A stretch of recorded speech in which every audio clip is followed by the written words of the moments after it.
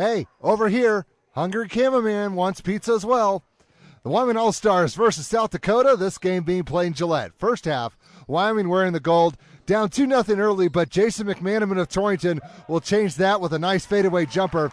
He led all scorers with 27 points, and this game is tied at 2 points apiece. Of course, we got to give some love to the guys who have played on this court on a regular basis. Here's Cody Anderson of Gillette scoring in traffic. He knows what he's doing. 17 points for the Camel, and his team goes up 4-2. The score stayed close for most of the game, but that's how McManaman likes it.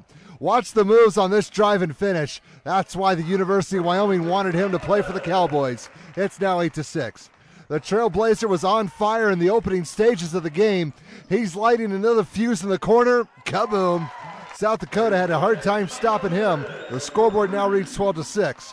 Of course, there were other players in this game, and we'll give them at least one highlight. Here's Ryan Madsen of Wheatland from about 18 feet. 4 points in the game for the Bulldog, and that was 2 of them. Home team leads 14-8. There were other guys that could shoot the long ball as well. Guys like Anderson. We never got the shooting percentages, but it was pretty good in the first half. Wyoming up 17-11 at this point. But South Dakota kept hanging around. Mark Vinson from Douglas High out of Box Elder. That ended up being his only contribution to the game, but it has the visitors only down 1. It's 17-16. Still in the first half, we've changed camera angles. The Wyoming All-Stars kept trying to open up some breathing room. Here's a great finish by Anderson inside. That's how you get it done. Wyoming up 21-18. But the opposition kept finding ways to counter. Someone forgot about Colby Selby of Faith. He's in the corner and he make the defense pay. 15 points for him, and the score's knotted up again at 21-all. The home team had to find someone else with experience in this, Jim. That someone ended up being Riley Ryan of Sheridan. He likes making three-point shots in the Castle of Chaos. Gillette knows that all too well. 15 points for the Bronc, and his team's back up 24-21. Wyoming was putting together a mini run. Any basket ended up helping. Madsen's going to finish the fast break on the far side with a finger roll to give his teammates a 5-point cushion. It's now 26-21. But the visitors came right back. This is Cody Harris of Rapid City Central. Round and round it goes, and that ball will drop in for 2 of his 14 points. And the score is even again, 28-28. Let's see, who else have we not shown? How about Hunter Reese of Sheridan? Big things can come in small packages sometimes. He may have been outsized, but not outskilled here. 4 points for him, and it's now a 32-30 contest. Now, just because we haven't shown McManaman in a while does not mean that he's disappeared. Here comes 3 reminders that he's back on the court. That would break the tie again, and the home team's up 35-32. Then they take a page out of their opponent's playbook. Timmy Benedict of Wright draws the double team, but he would find Ryan wide open to complete the deal for 3 more points. Wyoming was building a little momentum with a 38-32 advantage.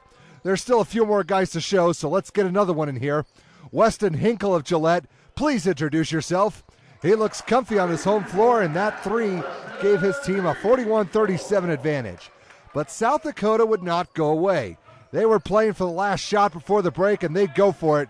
Sky Warwick of Rapid City St. Thomas More from way downtown, and he buries it with about 1 second to go. He led his team with 24 points, and it was a 41-40 game going into halftime.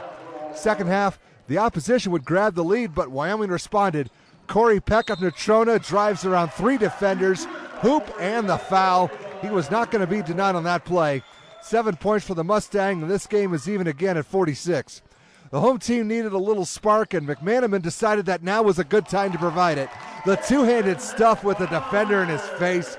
Good change in strategy. It's now 50-50. Now, this next highlight did not quite go the way that Ryan was expecting. He was trying to dish an assist, but when that didn't work, he just decided to shoot the ball himself. Not a bad idea. Home team's up 54-52. South Dakota then made a move. Warwick had a war plan, and it included long bombs from NBA range. Ouch! The opposition was playing to their strengths, and they now lead 59-55. Back comes Wyoming, and it took a little defense in transition, but it paid off. Ryan is coming the other way, and he puts in the one-handed slam. That would get the crowd back into the game, and the scoreboard has a pair of 59s on them. And here's where things started to go south. The visitors were making some critical shots, and the home team was not. Here's Warwick again for 3. He had the hot hand from behind the arc, and South Dakota would go up 70-63.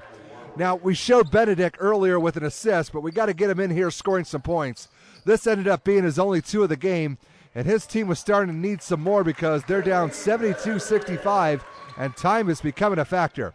McManaman had his moments, mostly in the first half, but in some games, it's how well you do in the second half, and that would belong to Warwick. There he goes again. The lead is in the double digits with the score at 77-65. Wyoming did not quit. They made a late charge. McManaman blocks the pass, and then Hinkle will get the quick finish off the turnover.